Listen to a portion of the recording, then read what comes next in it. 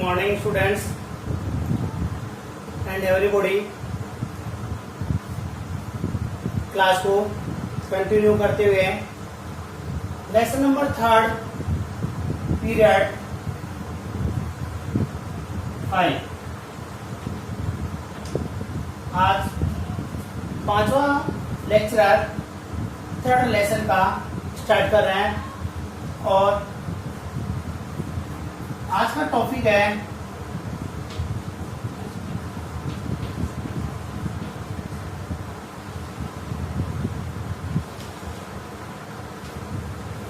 निषेचन। इसको क्या कहते हैं? फर्टिलाइजेशन। ये जो निषेचन टॉपिक है ना, ये एग्जाम की दृष्टि से सबसे इंपॉर्टेंट टॉपिक है।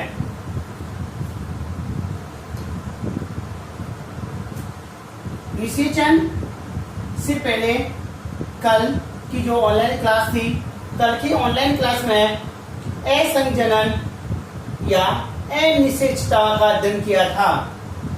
उसके बाद में आज जो टॉपिक आ रहा है काफी इंपॉर्टेंट है, एग्जाम की दृष्टि से बहुत महत्वपूर्ण टॉपिक है ये। इसमें इसकी खोज किसने की, किसमें इसकी खोज की गई, इसकी परिभाषा क्या है, ये निषेचन की क्रियाविधि किस प्रकार से संपन्न होती है। आज के इस टॉपिक में इन सब का अध्ययन एक साथ किया जाएगा। इसलिए सबसे पहले ये देखते हैं कि इसकी खोज किसने की। सबसे पहले अपन लिखते हैं खोज।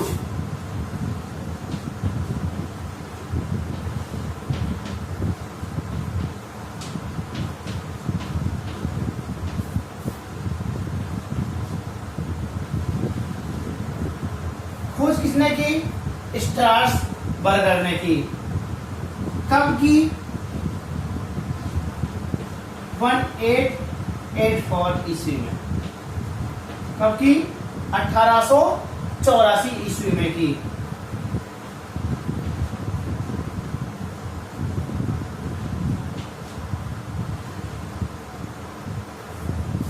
किसमें की?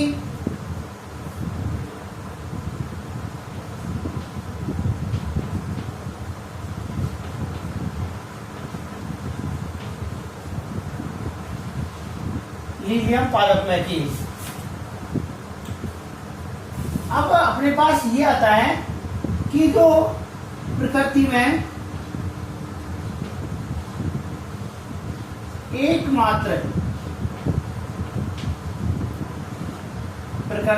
एकमात्र आवर्तबीजी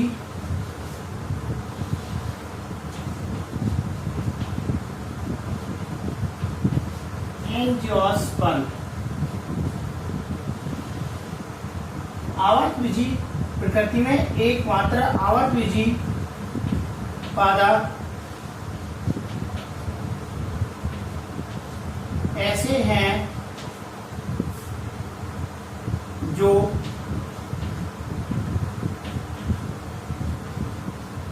दोहरा निषेचन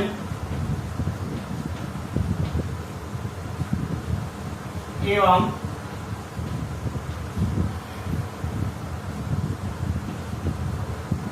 त्रिसंलयन क्रिया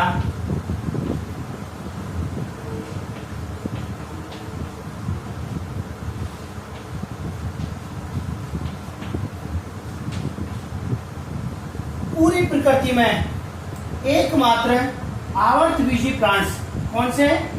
एंजियोस्पर्मिक जो प्लांट्स होते हैं, ये एंजियोस्पर्मिक प्लांट्स होते हैं ना, ये एकमात्र दोहरा निषेचन और त्रिसंलयन क्रिया, कौन सा? दोहरा निषेचन और त्रिसंलयन क्रिया दर्शाते हैं। ये प्रकृति में एकमात्र आवर्तबीजी पादपों में ही दोहरा निषेचन और त्रिसंलयन क्रिया पाई जाती है।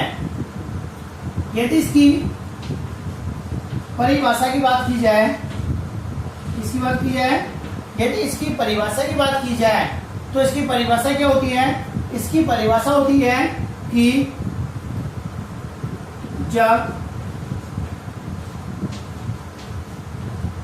नरयुग्मक एवं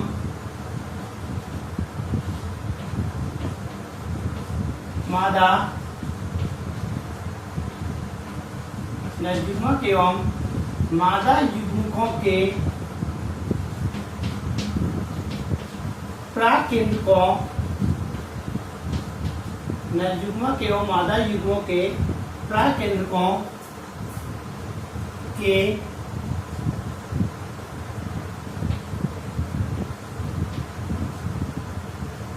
प्राकेंद्रकों के संलयन की क्रिया को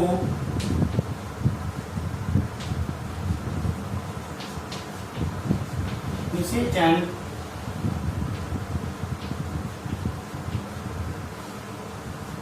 कहते हैं।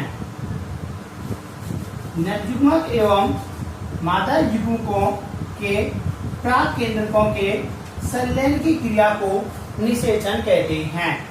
ये केवल अभी अपन इस जो निषेचन क्रिया है, इस निषेचन क्रिया का पर इंट्रोडक्शन दे रहे हैं कि इसकी खोज किसने की।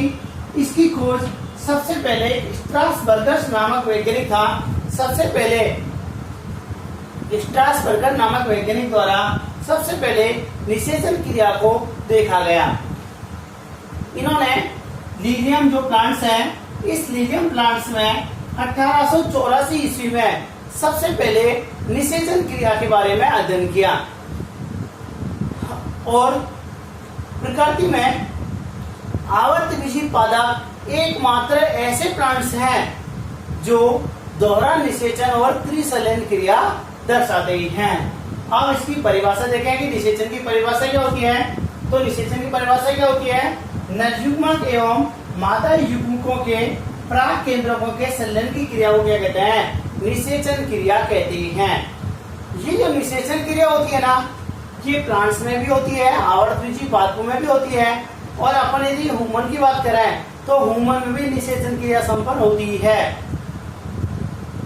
जब ह्यूमन एम्ब्रियोलॉजी पढ़ेंगे, जब मानव भ्रूणों पढ़ेंगे, तो ह्यूमन एम्ब्रियोलॉजी में अपने वहां भी टॉपिक है, लेसन है फर्टिलाइजेशन, निषेचन। वहां पर ह्यूमन में निषेचन क्रिया का अध्ययन करेंगे। यहाँ केवल अपन को स्पेशली प्लांट्स के बारे में दे रखा है, तो यहाँ पहले निषेचन के बारे में पहले प्लांट्स के बारे में पढ़ेंगे, और जब ह्यूमन एम्ब्रियोलॉजी आएगी तो वहाँ ह्यूमन का और उससे संबंधित अन्य जो एनिमल्स होते हैं उनके बारे में वहाँ डिटेल से अपन स्पष्ट करेंगे। तो यहाँ किसके बारे में बात कर रहे हैं, केवल आवर्तविषी जो प्लांट्स होते हैं, केवल आवर्तविषी पादपों में निषेचन क्रिया का अध्ययन करेंगे। यहाँ तक कोई प्रॉब्लम्स? स्ट्रासबर्गर 1884 में की, लीलियम प्लांट्स में की, एकमात्र दोहरा और त्रिसंलयन क्रिया दर्शाने वाले आवर्तविषी प्लांट्स होते हैं। नरयुग्मक और मादा युग्मकों का मिलना ही क्या कहलाता है, निषेचन क्रिया संपन्न निषेचन कहलाता है। ये तो केवल एक निषेचन की बात हुई। अब ये निषेचन कैसे संपन्न होता है प्लांट्सों में, उसके बारे में डिटेल से टॉपिक बाय टॉपिक अध्ययन करेंगे।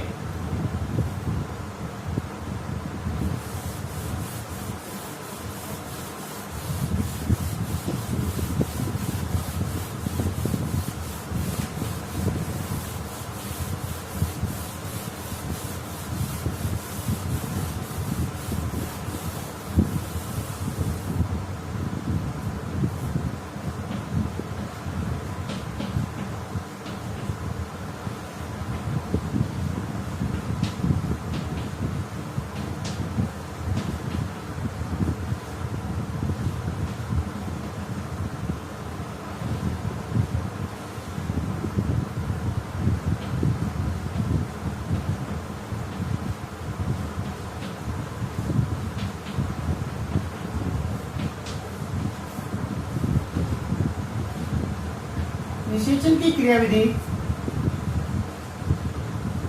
निम्न चरणों में संपन्न होती है।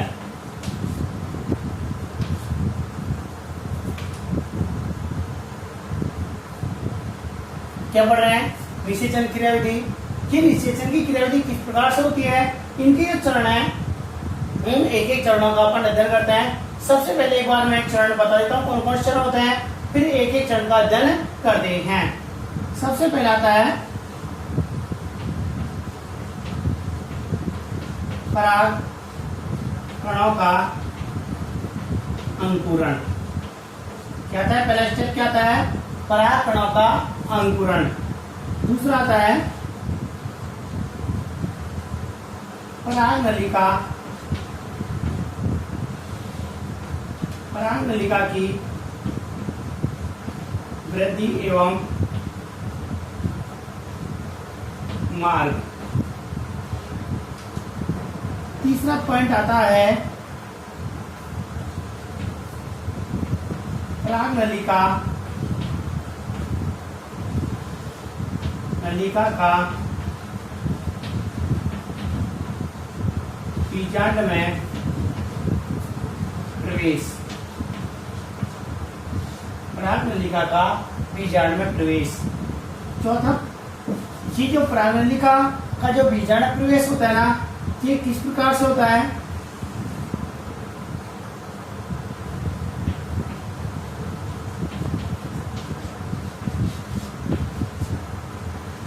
नंबर 1 अध्यावरीय प्रवेश। नंबर 2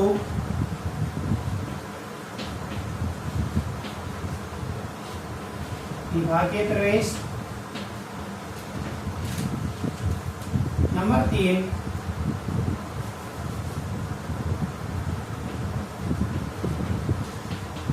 बीजांड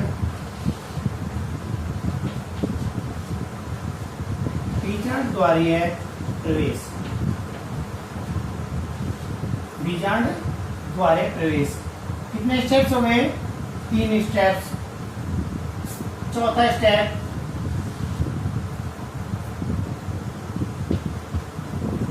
पराग नलिका का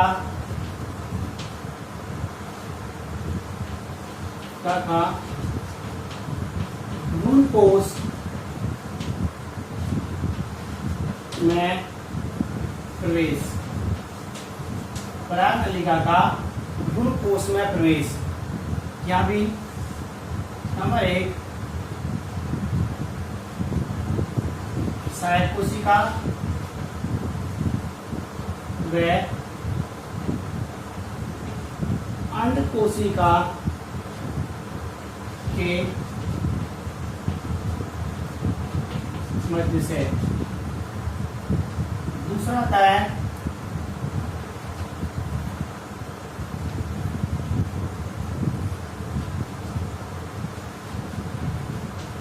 सहायक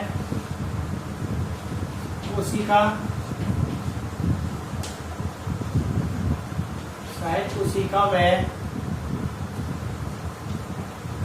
भ्रूण कोश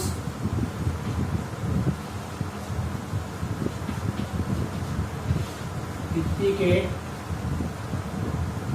मध्य से। और तीसरा आता है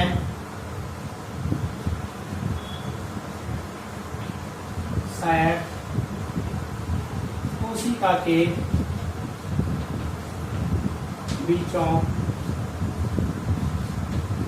बीच से।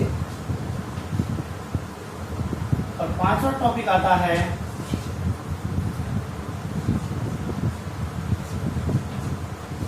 दोहरा निषेचन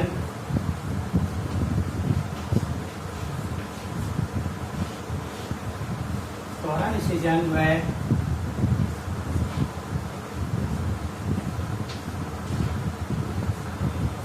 संलयन क्रिया। ये कौन से हैं?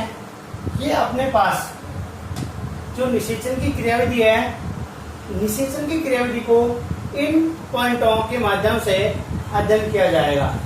सबसे पहले देख लीजिए कि जो क्रियाविधि के जो स्टेप्स है ना, चरण है, वो कौन कौन से हैं। सबसे पहले आता है पराग कणों का अंकुरण। अभी एक बार नाम सुन लिए, इसके एक एक पॉइंट की डिटेल अभी आगे भी अध्ययन करेंगे। सबसे पहले आता है पराग कणों का अंकुरण। नंबर 2 आता है पराग नलिका की वृद्धि एवं मार्ग। तीसरा पॉइंट आता है पराग नलिका का बीजांड में प्रवेश। और एक बीजांड है, इसकी संरचना अपन ने पहले पढ़ा चुके हैं, बीजांड की संरचना। इसमें जो बीजांड में प्रवेश होता है ना, इस बीजांड में पराग नलिका का प्रवेश निम्न प्रकार से होता है। या तो अध्यवनीय प्रवेश हो सकता है, या निभागीय प्रवेश हो सकता है, या फिर बीजांड द्वारे प्रवेश हो सकता है। 3 प्रकार से बीजांड में पराग नलिका का प्रवेश हो सकता है। विद डायग्राम आगे बताएंगे कि किस प्रकार से एंट्री करते हैं। चौथा पॉइंट आता है पराग नलिका का भ्रूणकोश में प्रवेश। भ्रूण कौन सा? भ्रूणकोश पढ़ा पहले। भ्रूणकोश का मतलब 7 कोशिकीय और 8 केंद्रीय, जो मादा युग्म को भी पढ़ा था, वहां पर अपने भ्रूणकोश की संरचना में आपको यहाँ डिटेल से एक अलग से चित्र बनाया था। जब बीजांड की संरचना बताई थी तो उसके पास में एक डायग्राम और बनाया था, 7 कोशिका और 8 केंद्रीय की अवस्था, जिसमें 1 अंडकोशिका, 2 सहायक कोशिका, 1 द्वितीय केंद्रक और 3 प्रतिमुखी कोशिकाएं प्रेजेंट थी। उसे अपन क्या कहते हैं? भ्रूणकोश कहते हैं। जब ये पराग नलिका बीजांड में प्रवेश कर जाती है तो इसके बाद ये पराग नलिका कहाँ पहुंच जाती है? भ्रूणकोश में पहुंच जाती है। और भ्रूणकोश में इसका प्रवेश किस प्रकार से होता है? ये पराग नलिका निम्न प्रकार से भ्रूणकोश में प्रवेश करती है। या तो सहायक कोशिका और अंडकोशिका के मध्य से एंट्री करती है। जो पराग नलिका बीजांड से होती हुई बीजांड द्वार तक पहुंच जाती है तो इसके बाद में ये या तो सहायक कोशिका और अंडकोशिका के बीच में से एंट्री करती है, या फिर ये सहायक कोशिका और जो भ्रूणकोश भित्ति होती है उसके बीच में से प्रवेश करती है, या फिर ये किसी सहायक कोशिका के मध्य से प्रवेश करती है। और इसका जो लास्ट टॉपिक आता है, इंपॉर्टेंट टॉपिक है, दोहरा निषेचन और त्रिसलन क्रिया। इस टॉपिक को दोहरा निषेचन और त्रिसलन क्रिया है, इसको एग्जाम में कई बार अलग से क्वेश्चन पूछा जा चुका है।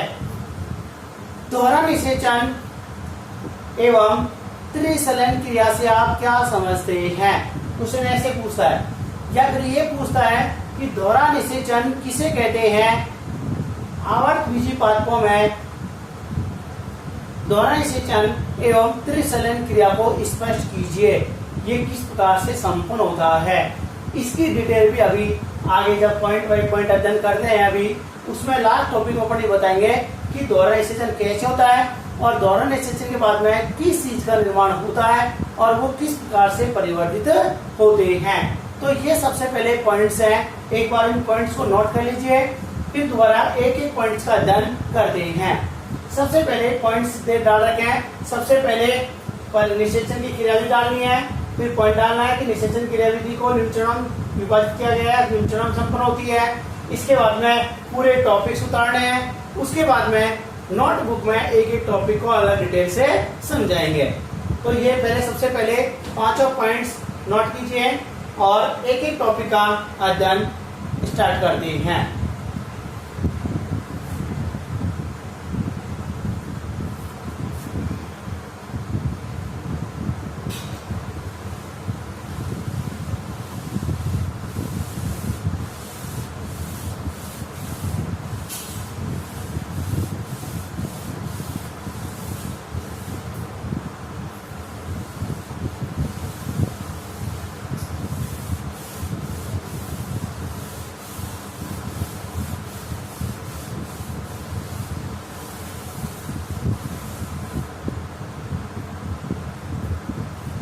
सबसे पहले पॉइंट आता है परागकणों का अंकुरण। क्या आता है? परागकणों का अंकुरण। सबसे पहले देखते हैं कि ये परागकण किस प्रकार से अंकुरित होते हैं। अपने पास जो प्लांट्स होते हैं उन प्लांट्सों में सबसे पहले जो आवर्तबीजी प्लांट्स पढ़ा था अपन ने, उसमें पढ़ा था अपन ने परागण। एक टॉपिक पढ़ा था क्या था, उसका नाम था परागण। और परागण का मतलब क्या होता है? पराग कणों का वर्तिकाग्र तक पहुंचना। क्या पढ़ेंगे? परागण का मतलब क्या होता है? परागण का मतलब क्या होता है? पराग कणों का वर्तिकाग्र तक पहुंचना। जब निषेचन क्रिया प्रारंभ होती है उससे पहले प्लांट्सों में परागण क्रिया संपन्न हो जाती है। तो ये सबसे पहले देखते हैं कि अपने पास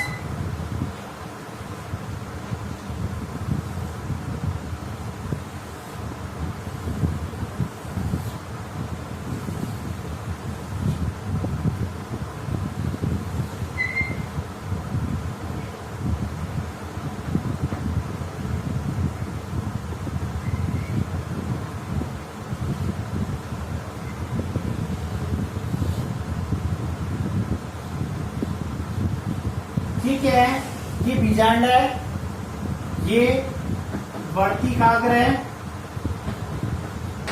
ये वर्तिका है, ये अंडाशय और ये बीजांड। इन सब के बारे में पहले अध्ययन किया जा चुका है और परागण क्रिया भी पढ़ चुके हैं कि परागण मतलब क्या होता है, परागणों का वर्तिकाग्र तक पहुंचना। जब ये परागण इस वर्तिकाग्र पर पहुंच जाते हैं तो यहाँ तक की क्रिया तो पहले ही संपन्न हो जाती है। ये क्रिया यहाँ तक जो परागण आके पहुंचे ना, यहाँ से पहले ये क्रिया कहलाती है, ये परागण क्रिया कहलाती है। इसीलिए अब जो निषेचन की क्रियाविधि का जो टॉपिक प्रारंभ होता है, परागणों का अंकुरण, वो अब से प्रारंभ होता है। नोटबुक में जो एंट्री करेंगे वो रिटर्न वर्क यहाँ से करेंगे परागणों का अंकुरण। इसमें लाइन क्या लिखेंगे, जब परागण क्रिया द्वारा जब परागण वर्तिकाग्र पर पहुंच जाते हैं, तो जैसे ही वर्तिकाग्र पर पहुंचते हैं तो वर्तिकाग्र पर पहुंचते समय वर्तिकाग्र और परागण किस अवस्था में होना जरूरी है, इन दोनों का समकाल परिपक्व होना जरूरी है। जैसे ये परागकण यहाँ आए तो ये परागकण और वर्तिकाग्र दोनों परिपक्व अवस्था में होना आवश्यक है। जैसे ही इस वर्तिकाग्र परिपक्व अवस्था में होती है तो इस वर्तिकाग्र से एक श्लेष्मा समान पदार्थ का स्रावित होता है और ये श्लेष्मा समान जो पदार्थ स्रावित होता है ये कैसा होता है, चिकना और लसलसा होता है, जिससे परागकण आसानी से चिपक जाते हैं। इसके साथ ही ये परागकण कैसे होते हैं, शुष्क होते हैं और शुष्क होने के कारण इस वर्तिकाग्र जो श्लेष्मा समान पदार्थ स्रावित हुआ है यहाँ से नमी का अवशोषण कर लेते हैं और जैसे ही नमी का अवशोषण करते हैं तो ये जो परागकण होते हैं, इन परागकणों की बाह्य भित्ति पर सूक्ष्म रंध्र पाए जाते हैं, जिन्हें क्या कहते हैं, पराग, जिन्हें जनन छिद्र कहते हैं। और इन्हीं जनन छिद्रों है, इन जनन छिद्रों से पराग नलिका के उत्पन्न होने को ही परागकणों का अंकुरण कहते हैं। ये जो परागकणों का अंकुरण होता है ना, एक वर्तिकाग्र पर एक परागकण या एक से अधिक परागकणों का अंकुरण हो सकता है। लेकिन ध्यान रहे, आवर्त बीजी जो प्लांट्स होते हैं, इन आवर्त बीजी पादपों में 3 जनन छिद्र होते हैं एक परागकण पर, जबकि जिम्नोस्पर्म जो प्लांट्स होते हैं उनके परागकणों में एक ही जनन छिद्र पाया जाता है। तो ये क्या कहलाता है, ये परागकणों का अंकुरण कहलाता है। एक बार दोबारा डिटेल से सुन लीजिएगा। परागकणों का अंकुरण क्या होता है कि जब पादपों में परागण क्रिया संपन्न हो जाती है तो परागण क्रिया के संपन्न होने के पश्चात जब वर्तिकाग्र परिपक्व अवस्था में होती है तो ये एक श्लेष्मा समान पदार्थ का स्राव करती है।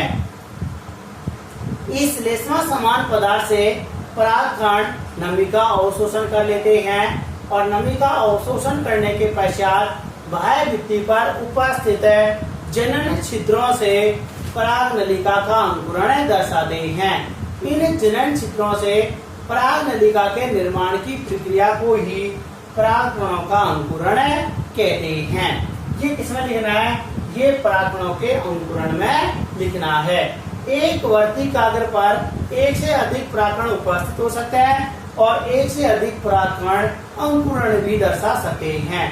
ऐसा पॉसिबल नहीं है कि एक ही परागकण पहुंचे और एक ही अंकुरित हो। एक पराग नलिका एक जो वर्तिकाग्र होती है, एक वर्तिकाग्र पर कितने भी परागकण उपस्थित हो सकते हैं और कितने के द्वारा भी अंकुरण दर्शाया जा सकता है। थोड़ी सी डिटेल में आपको लिख देता हूँ, हिंट लिख देता हूँ, फिर इसके आधार पर आप पॉइंट बाय पॉइंट अध्ययन कर लीजिए। सर्वप्रथम परागण द्वारा परागकण वर्तिकाग्र पर पहुंचते हैं। परिपक्व वर्तिकाग्र श्लेष्मा समान पदार्थ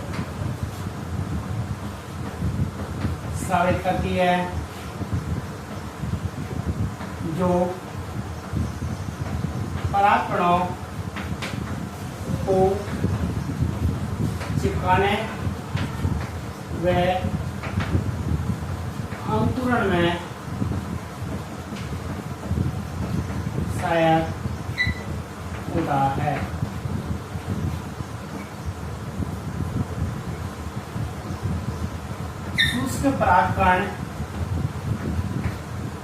शुष्क परागकण नमी का अवशोषण कर लेते हैं एवं जनन छिद्रों से एक परागनलिका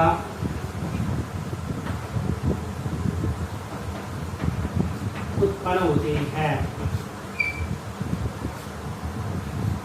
परागनलिका उत्पन्न होती है। इस परागनलिका के उत्पन्न होने को ही परागकणों का अंकुरण कहते हैं। इस परागनलिका के उत्पन्न होने को ही परागकणों का अंकुरण कहते हैं। ये मैंने आपको शॉर्ट में पढ़ लीजिए, आप डिटेल से लिख दीजिएगा। पॉइंट मैंने आपको शॉर्ट में लिख दिया है। ये अपने पास कहलाता है परागकणों का अंकुरण।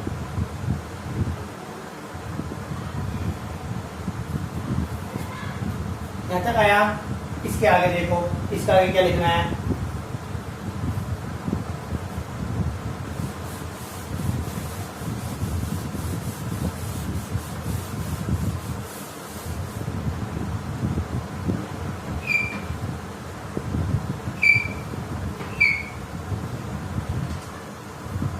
इसका आगे लिखना है यदि परागकणों से एक ही नलिका उत्पन्न होती है तो इसे एक नलिकीय अंकुरण कहते हैं। यदि दो या अधिक परागनलिका उत्पन्न होती है तो इसे बहुनलिकीय अंकुरण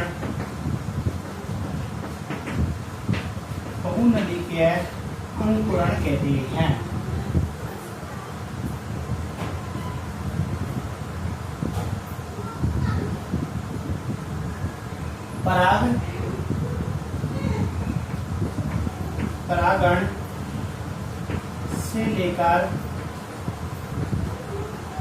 परागण से लेकर इनके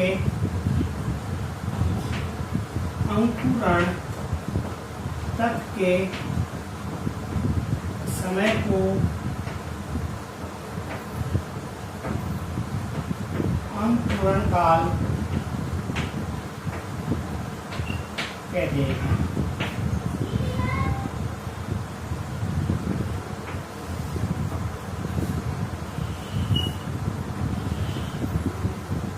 देखो इसके मैंने आपको कुछ पॉइंट्स आपको बता रहा हूं मैं। इसके पॉइंट्स में क्या लिखना है अपन को, जब सबसे पहले जब परागण क्रिया हो जाती है तो इस परागण क्रिया के द्वारा परागण कहाँ पहुंच जाते हैं, वर्तिकाग्र पहुंच जाते हैं। जैसे इस वर्तिकाग्र पहुंचते हैं तो वर्तिकाग्र कैसे होती है, परिपक्वावस्था होती है, और परिपक्व जो वर्तिकाग्र होती है एक श्लेष्मा समान पदार्थ का स्राव करती है। इस जो श्लेष्मा समान पदार्थ का स्राव होता है ना, इस श्लेष्मा में शर्करा की मात्रा सर्वाधिक पाई जाती है, और जैसे शर्करा सर्वाधिक पाई जाती है तो ये शर्करा परागकणों को चिपकाने में और अंकुरण करने में सहायक होती है। जैसे ये शुष्क परागकण इस शर्करा का अवशोषण करते हैं या नमी का अवशोषण करते हैं तो इनकी बाह्यभित्ति पर उपस्थित सूक्ष्म छिद्रों जिसे जनन छिद्र कहते हैं, वहां से एक नलिका समान संरचना उत्पन्न हो जाती है जिसे पराग नलिका कहते हैं। और पराग कणों से इस पराग नलिका के उत्पन्न होने की क्रिया को ही परागकणों का अंकुरण कहते हैं। यदि इसके नीचे क्या लिखना है, इसके नीचे क्या लिखना है, यदि परागकणों से एक ही नलिका उत्पन्न होती है तो उसे एक नलिका अंकुरण कहते हैं। यदि पराग नलिका से दो या अधिक पराग नलिका उत्पन्न होती है तो इसे बहुनलिकीय अंकुरण कहते हैं। और यदि परागकण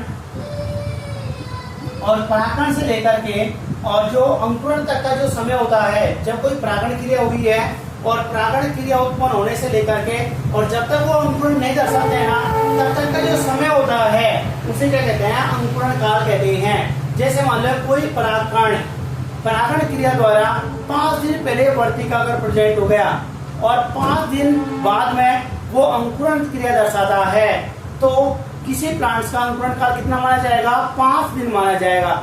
जिस दिन वो वर्तिकाग्र पर पहुंचा है और उसके बाद में जितने दिन बाद वो अंकुरण क्रिया दर्शाता है उसके जो बीच का टाइम पीरियड होता है उसे क्या कहते हैं, अंकुरण काल कहते हैं। ये एक परागकणों का अंकुरण पहला चरण, पहला स्टेप कंप्लीट होता है। क्या हुआ है, पहला स्टेप कंप्लीट हुआ है। ये पहले स्टेप के कुछ डायग्राम मैंने आपको पहले शो कर दिया था, डायग्राम पहले बना दिया था, और ये कुछ पॉइंट्स हैं जो मैंने आपको लिख दिए। पहला स्टेप कंप्लीट। दूसरा आता है अपने पास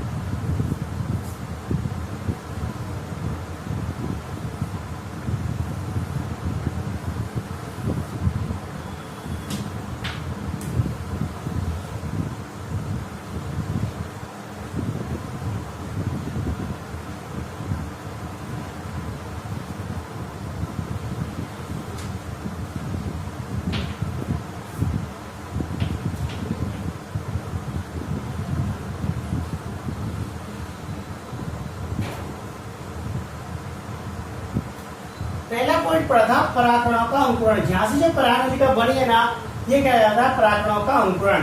और जो दूसरा स्टेप आता है, दूसरा क्या आता है, पराग नलिका की वृद्धि एवं मार्ग। पराग नलिका की वृद्धि एवं मार्ग। दूसरा पॉइंट आता है पराग नलिका की वृद्धि एवं मार्ग। जब उस पुष्प में जिसमें निषेचन क्रिया संपन्न होती है, सबसे पहले इस वर्तिकाग्र पर जब परागकणों का अंकुरण हो जाता है। तो परागकणों के अंकुरण होने के पश्चात में ये परागनलिकाएं बीजांड की ओर वृद्धि दर्शाने लगती हैं। इनका जो वृद्धि होती है वो कहाँ होती है, वर्तिकाग्र से बीजांड की ओर होने लगती है। और ये परागनलिका बीजांड की ओर वृद्धि दर्शाती है ना, ये बीजांड की ओर वृद्धि किधर से दर्शाती है, ये वर्तिका से होती हुई दर्शाती है। ये परागनलिका बीजांड तक वर्तिका से होती हुई पहुंचती है। तो ये वाला जो भाग है ना, ये क्या कहलाता है, ये वर्तिका कहलाती है। ये वर्तिकाग्र, ये वर्तिका, ये अंडाशय, ये बीजांड। ये क्या हो गया, अंडाशय, और ये क्या हो गया, बीजांड। ये बीजांड हो गया। तो ये परागनलिका वृद्धि करती कहाँ पहुंचेगी, इस बीजांड से होती हुई इस बीजांड द्वार तक आना, भ्रूणकोश तक आना है। यहाँ से ये परागनलिका कहाँ आएगी, या भ्रूणकोश में आएगी। इस प्रकार से यहाँ से यहाँ तक इसका पहुंचना, परागनलिका का पहुंचना क्या कहलाता है, परागनलिका की वृद्धि कहलाती है। जब परागकणों का अंकुरण हो जाता है तो इसके पश्चात परागकणों के अंकुरण के पश्चात परागनलिका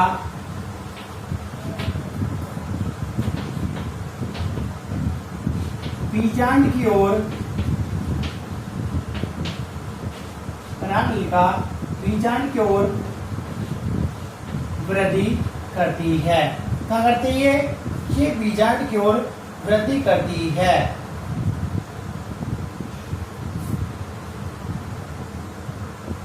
परागनलिका की वृद्धि, परागनलिका की वृद्धि वर्तिका की आंतरिक संरचना पर निर्भर करती है।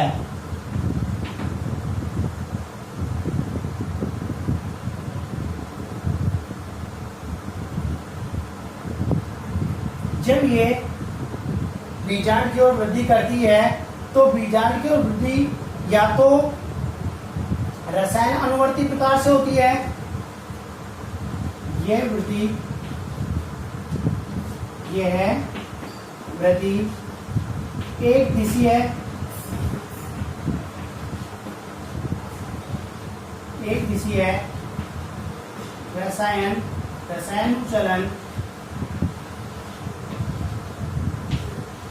प्रकृति की होती है। कैसी होती है, रसायन चलन प्रकृति की होती है। यहाँ से यहाँ तक एक दिशा में बीजांड का है, नीचे की ओर है, तो ये कैसी होगी, एक दिशा में होगी। रसायन चलन का मतलब क्या होता है कि जब परागनलिका की वृद्धि होती है तो इनमें कुछ विशेष प्रकार के रसायनों का स्राव होता है, और रसायनों के स्राव से ये परागनलिका बीजांड की ओर लगातार वृद्धि दर्शाने लगती है।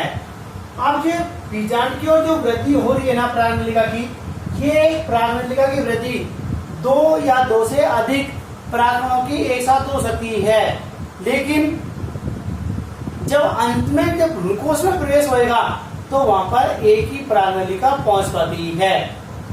इसलिए मध्य अवस्था में एक से अधिक परागनलिकाएं उत्पन्न हो भी सकती हैं, और परागनलिकाओं की वृद्धि भी दो या दो से अधिक अवस्था में हो सकती है। अब ये जो परागनलिका की जो वृद्धि होती है ना, ये परागनलिका की वृद्धि,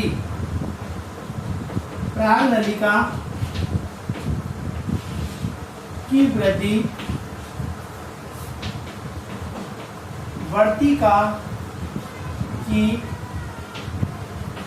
लंबाई पर निर्भर करती है। किस पर निर्भर करती है, लंबाई पर निर्भर करती है। वर्तिका की लंबाई होती है, ये वर्तिका की लंबाई अलग अलग पात्रों में अलग अलग पाई जाती है, लेकिन स्पेशली मैं आपको बता दूं कि अपने जो मक्का का प्लांट्स होता है उस मक्का के प्लांट्स में 450 mm लंबी होती है। मक्का की वर्तिका 450 mm लंबी होती है। कितनी होती है? 450 mm लंबी होती है। नोट डाल के स्पष्ट कहीं भी लिख लीजिएगा कि अपने जो वैसे तो अलग अलग फार्मों में अलग अलग होती है, लेकिन घास में, मक्का में जो परागण क्रिया होती है तो इसमें मक्का की जो वर्तिका होती है जिसकी लंबाई कितनी होती है? 450 mm होती है। क्योंकि ये जब मक्का का जो फ्लावर होता है, मादा पुष्प होता है, वहां पर बालों के समान वर्तिका और वर्तिकाग्र लटकी हुई होती है।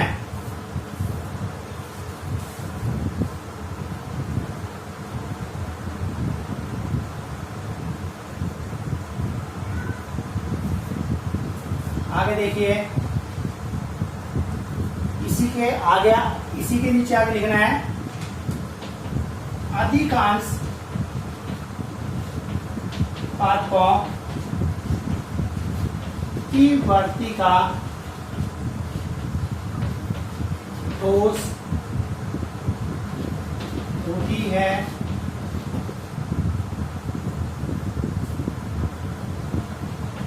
इसके केंद्रीय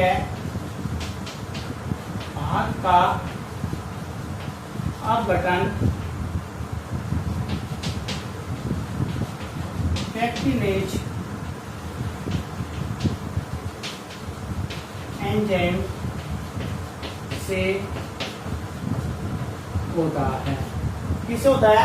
अधिकांश जो प्लांट्स होते हैं, ज्यादातर प्लांट्सों की जो वर्तिका होती है ना, ये कैसे होती है? ठोस होती है। और ठोस होती है तो उस समय जब पराग नलिका की जब वृद्धि होती है तो उस समय एक पेक्टिनेज एंजाइम स्रावित होता है। और पेक्टिनेज एंजाइम क्या करता है? इसका जो केंद्रीय भाग होता है इसको खोखला बना देता है, जिससे पराग नलिका आसानी से प्रवेश कर जाती है।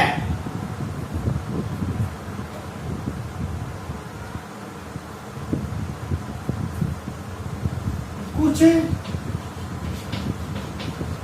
पादपों की वर्तिका खोखली होती है, जिसमें श्लेष्मक भरा होता है, जो पराग नलिका की वृद्धि में सहायक होता है। एग्जाम्पल लीलियम,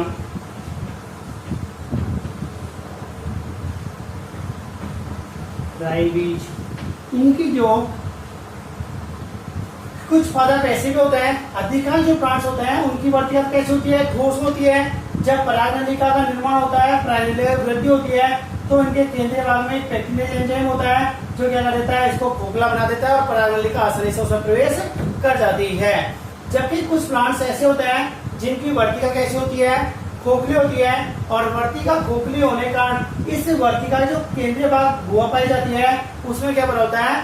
श्लेष्मक पदार्थ भरा होता है। और जो श्लेष्मक पदार्थ होता है ना, ये श्लेष्मक पदार्थ क्या करता है कि जो पराग नलिका वृद्धि होती है ना, तो उस वृद्धि में ये क्या करता है? ये हेल्प करता है, सहायक होता है। लीलियम प्लांट्स होता है उसमें इसी प्रकार की वर्तिका पाई जाती है। कुछ प्लांट्स होते हैं, कुछ पादप ऐसे हैं जिनमें अंतराकोशिकीय स्थल उपस्थित होते हैं।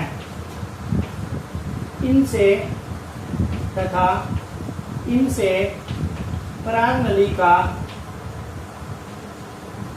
वृद्धि दर्शाती है। Example petunia, example petunia. ये क्या है? ये परागनलिका की वृद्धि एवं मार्ग है। एक बार दोबारा समझिए डिटेल से, मैं आपको एक बार दोबारा समझा देता हूँ दोबारा। परागनलिका की वृद्धि क्या होती है? जब परागकणों का अंकुरण वर्तिकाग्र पर हो जाता है तो इसके पश्चात परागनलिका की वृद्धि प्रारंभ होती है। पॉइंट बाय पॉइंट कैसे लिखना है?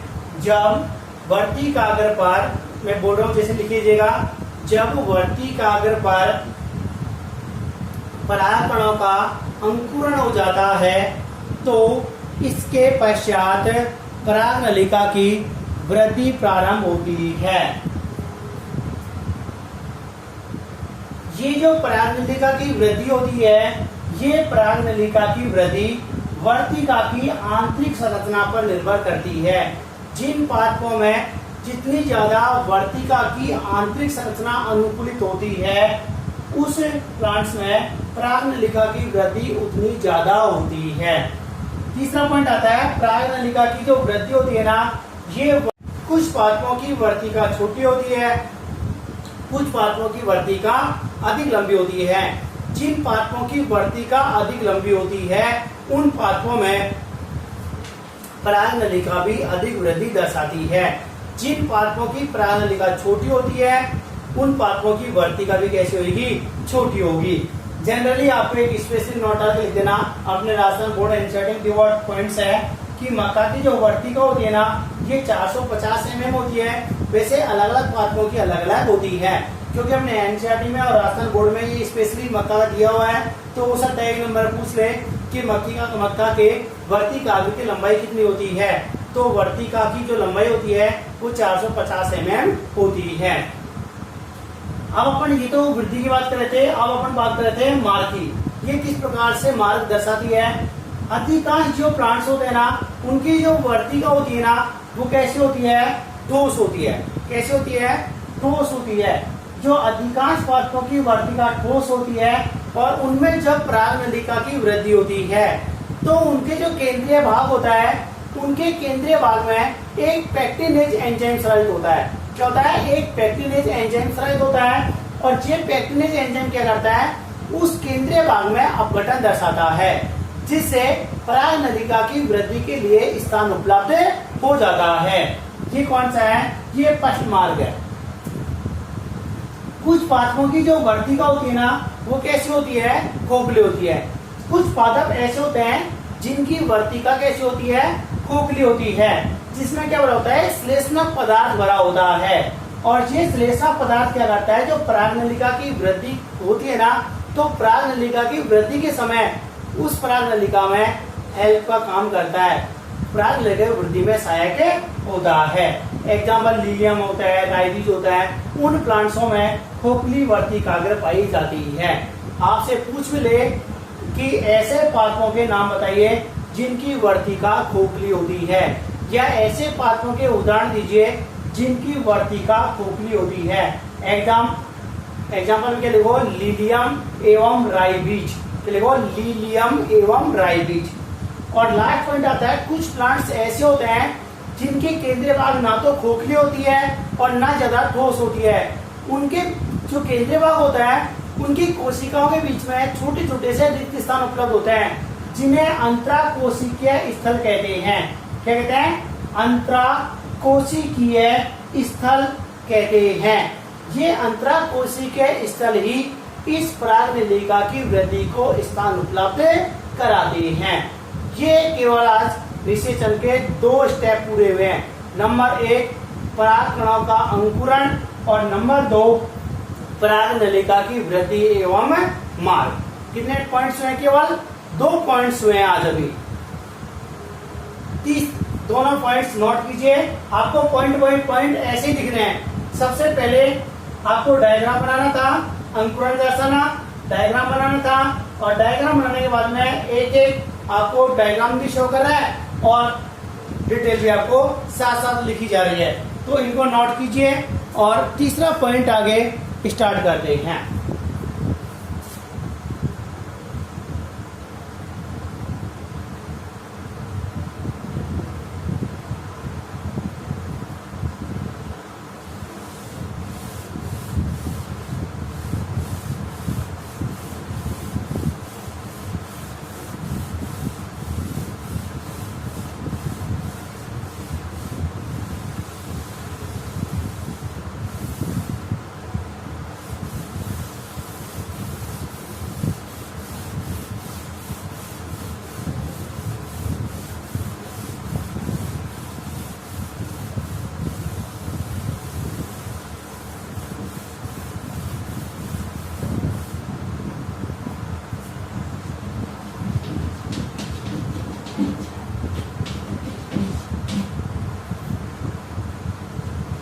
तीसरा आता है परागनलिका का बीजांड में प्रवेश। स्टार्टिंग में जो पॉइंट डाले थे उनमें अपन ने परागनलिका का बीजांड प्रवेश कितने प्रकार से बताया था। अपन ने परागनलिका का बीजांड में 3 प्रकार से प्रवेश दर्शाया था। नंबर 1 अध्यावरणीय, नंबर 2 निभागीय और नंबर 3 आता अपने पास में है बीजांड द्वारीय प्रवेश।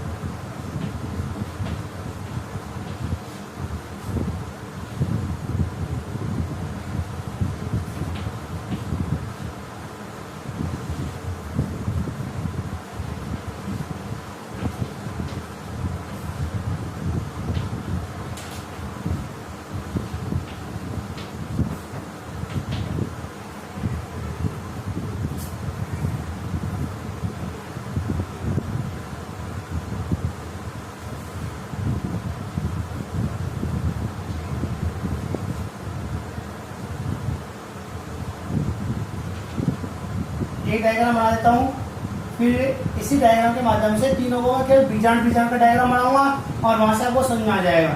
एक बार डायग्राम बना देता हूँ छोटा सा।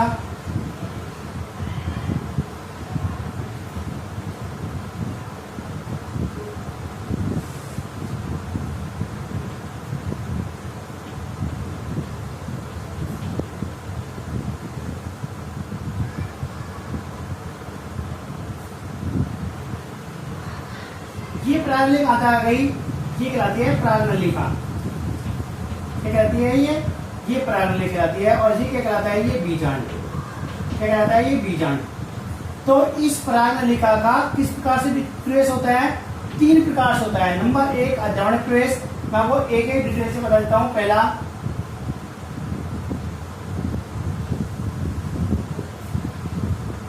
देखो, ये द्वितीय केंद्रक, ये अंडकोशिका और ये सहायकोशिका, ये प्रतिमुखी कोशिका,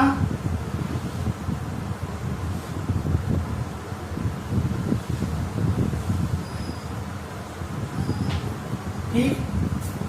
ये वाला भाग होता है ना, ये तो कहलाता है निभाग। क्या कहलाता है, ये निभाग कहलाता है। ये वाला भाग है ना, ये कहलाता है अध्यावरण। क्या कहलाता है, ये अध्यावरण कहलाता है ये। और ये वाला जो भाग होता है ना, ये क्या कहलाता है, ये बीजांड द्वार।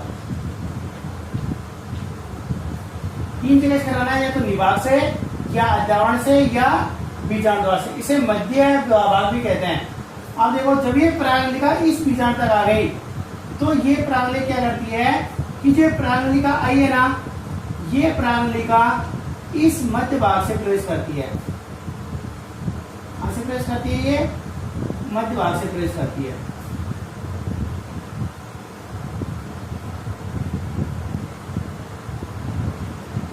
और कहां पहुंचती है, ये बीजांड द्वार तक पहुंचती है। इस प्रकार जो मध्य भाग से या अध्यावरण कौन सा कहलाता है, ये अध्यावरण कहलाता है। इस अध्यावरणीय भाग से जब प्रवेश करती है तो इस प्रकार के प्रवेश को क्या कहते हैं, अध्यावरणीय प्रवेश कहते हैं। क्या कहते हैं, इसे अध्यावरणीय प्रवेश कहते हैं। नंबर 2 आता है निभागीय प्रवेश। निभागीय प्रवेश जो कैसा होता है,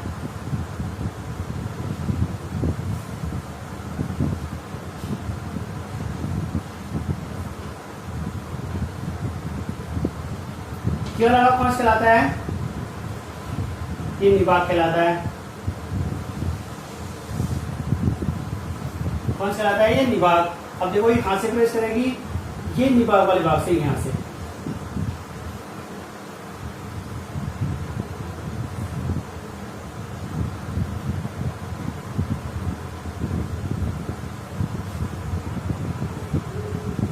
से प्रवेश किसने है, निभाग वाले भाग से। देखो, ऊपरी पर भाग कौन सा होता है, निभाग। तो दूसरा भाग कौन सा हुआ, निभागीय प्रवेश। अद्यावरण कौन सा होता है? बगल में यहाँ से मध्य भाग से प्रवेश हुआ, निभाग से। और तीसरा आता है अपने पास बीजांड द्वारे प्रवेश।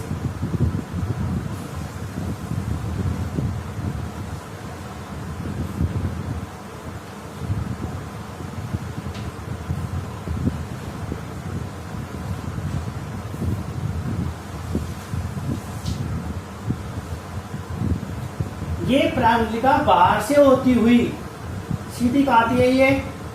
ये सीधी बाहर से होती हुई सीधी कहाँ आती है? ये बीजांड द्वार पर आती है। ये वाला भाग कौन सा कहलाता है?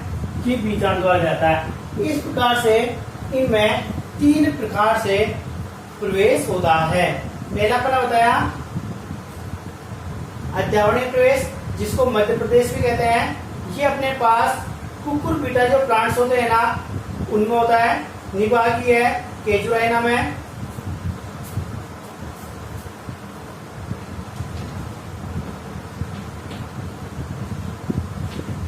कुकुरबिटा, इसका एग्जांपल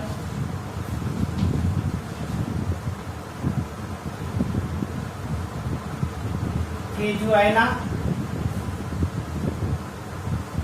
और ये अधिकांश प्लांट्स,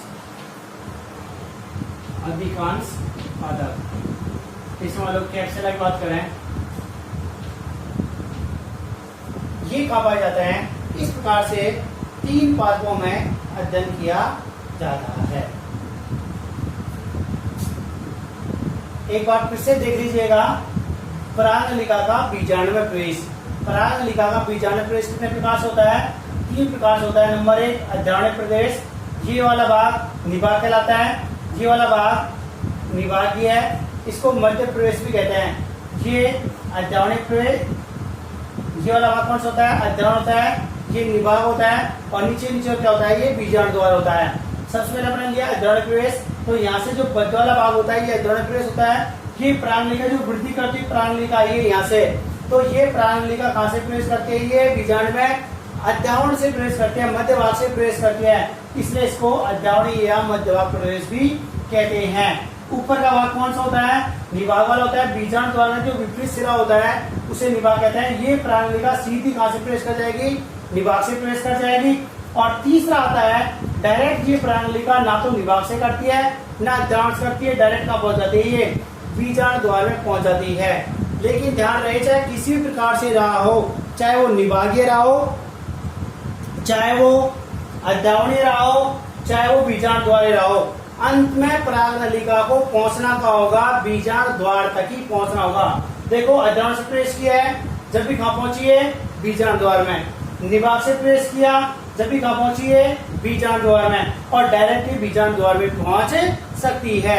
इस प्रकार से 3 प्रकार से बीजांड में प्रवेश होता है। आज की जो एक आवर्स की 1 घंटे क्लास हुई है, उसमें केवल 3 स्टेप हुए हैं। अभी 4था स्टेप और 5वां स्टेप अधूरा है, उसको कल की क्लास में कंप्लीट करेंगे, क्योंकि लगभग उन दोनों टॉपिक्स को समझाने में भी लगभग 1 घंटे का समय और लगेगा। इसलिए आज 3 स्टेप्स कंप्लीट हो गए और 2 स्टेप्स जो बचे हैं उनको कल रिवाइज करेंगे। इस टॉपिक को कल यहीं से स्टार्ट करेंगे। मैंने आपको डायग्राम बना दिए, समझा दिया, आप यहाँ तक नोट कर लीजिए। कल एक बार इसको पूरे रिवाइज करते हुए दोबारा नेक्स्ट पॉइंट्स जो नेक्स्ट स्टेप्स है उसको अपन डिटेल से समझाएंगे।